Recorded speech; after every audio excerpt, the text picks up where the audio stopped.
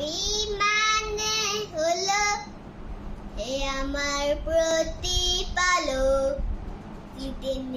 মানে হলো বৃদ্ধি করে দাও। ইলমা মানে আমারই জ্ঞান, হে প্রতিপালক আমার জ্ঞানটা বাড়াও, হে প্রতিপালক আমার জ্ঞানটা বাড়াও। স্থিতি শক্তি বাড়িয়ে দাও, হিমালিক ফালালিক আওয়াহাব।